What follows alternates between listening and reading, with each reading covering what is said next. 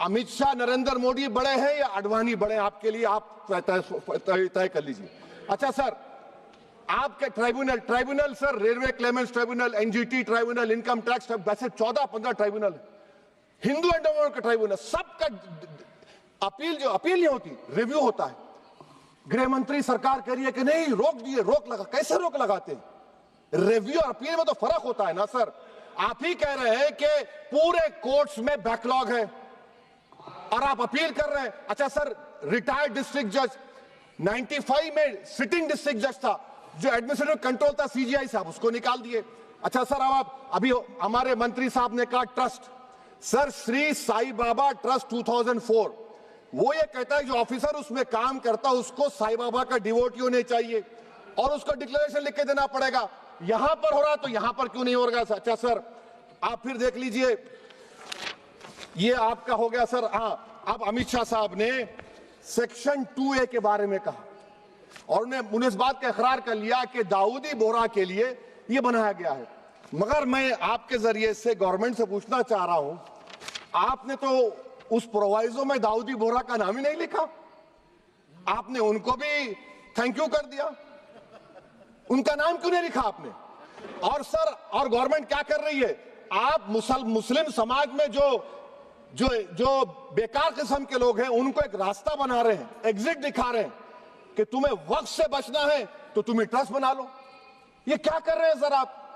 कम से कम उन दाऊदी बोहरा को आप दे देते। अच्छा sir, clause 3V section 36 clause 18 देख लीजिए, oral Waqf, oral appointment has sought to be discontinued even though it is recognized practice in Islam. Muslim personal law has recognized oral waqf and 1937 Shariat Application Act. Sir, आप clause 39 पर आ जाइए, 5 साल के लिए मुसलमान। मैं किरण रिजिजू से पूछना चाहता हूं, सर दाढ़ी रखे तो मुसलमान प्रैक्टिसिंग है या क्लीन शेव आपकी तरह है? तो बताइए हमको, प्रैक्टिसिंग क्या होगा? अच्छा, किसी को पकड़ के मॉब लिंच कर दिया और बोले कि JSR का नारा लगाया, और वो JSR का नारा लगाया तो क्या मुसलमान रहेगा? नहीं रहेगा। या फिर देश के प्रधानमंत्री ने कहा था कपड़े देखकर पहचानो, तो क्या कपड़े देखकर आप कह देंगे? अच्छा, अगर कोई क्रिश्चियन हिंदू धर्म कबूल करता है तो क्या वो मंदिर को नहीं दे सकता प्रॉपर्टी? फिर भारत के संविधान में आर्टिकल 300 क्यों है सर? राइट टू इक्वालिटी क्यों है? फ्रीडम ऑफ रिलीजन क्यों है? 5 साल कहां से लाएंगे? अच्छा सर, और एक चीज सर, और एक चीज मैं आपको बोल के खत्म कर दूंगा सर। इस बिल में वक्फ औलाद का सर, इसमें आप देखिए clause 432, the creation of waqf al-awlad shall not result in denial of inherent rights to heirs including women heirs or the waqif or any other right of person. Sir, ये article 25 का violation है, शरीयत application act 37 का violation, article 300A का violation है। अच्छा, हिंदू धर्म में सेल्फ एक्वायर्ड प्रॉपर्टी को एक हिंदू, अब उसके फर्ज के 2 बच्चे हैं, वो एक को अपनी पूरी दौलत दे सकता है, कोई रोक टोक नहीं है। वो कहेगा नहीं मैं घर के बच्चों को नहीं दूंगा, मोहल्ले के गरीब को दे दूंगा, वो भी कोई रोक टोक नहीं है। वहां पर आपको बच्चों की फिक्र नहीं है। जब मैं अपनी प्रॉपर्टी को अल्लाह को मालिक बनाकर दे रहा हूं, आप कह रहे बच्चों की फिक्र नहीं है। इतनी मोहब्बत आप बिल्किस बानो से दिखा देते तो आपके लिए दुआएं देती आपके लिए। तो सर, आप दूसरी बात आप देख लीजिए सर, आखिरी बात कहकर मैं अपनी बात को मुकम्मल कर रहा हूं सर। नहीं मुकम्मल कर रहा हूं, स्पीकर साहब बहुत टाइम दे दिए।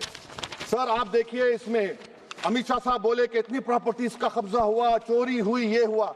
सर, क्लॉज 2652A सेक्शन, अगर कोई प्रॉपर्टी बेचता है 2 साल की सजा थी, आपने क्या कर दिया? उसको 6 महीने कर दिया। नॉन बेलेबल था, आपने बेलेबल कर दिया। सेक्शन 40 की बात करते हैं, सेक्शन 40 में सर हमको जो ज्वाइंट वर्किंग कमेटी का जो नोट्स दिए, उसमें मिनिस्ट्री ऑफ माइनॉरिटी अफेयर्स ने कहा कि 30 साल में 515 केसेस सेक्शन 40 के, और सिर्फ 8 लोग कोर्ट को गए। वक्फ यूजर का कानून तेलंगाना आंध्रा में है, सेक्शन 40 का कानून तमिलनाडु 63 है, आंध्र प्रदेश में 43 है।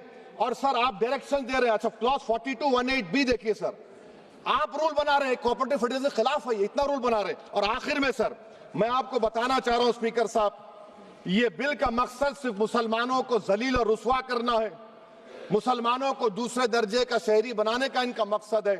सर अगर आप हिस्ट्री को पढ़ेंगे तो महात्मा गांधी उस वक्त के व्हाइट अफ्रीका में सफेद फार्म अफ्रीका के कानून को महात्मा गांधी ने कहा था कि ये मेरा कॉन्शियंस इसको मानता नहीं, मैं इस कानून को कबूल नहीं करता हूं। तो महात्मा गांधी ने क्या किया, उन्होंने उस कानून को फाड़ दिया। तो मैं गांधी की तरह इस कानून को फाड़ता हूं। ये अनकॉन्स्टिट्यूशनल है सर। इस देश में झगड़े पैदा करने का काम बीजेपी करना चाहती है मस्जिद और मंदिर के नाम पर, इसीलिए मैं इसका कंडेम करता हूं और मैं आपसे गुजारिश करता हूं कि मैंने अपने 10 अमेंडमेंट दी है, आप इसको कबूल करिए सर, मुझे बोलने का मौका दीजिए और उस पर डिवीजन का मैं डिमांड भी करूंगा। Thank you sir.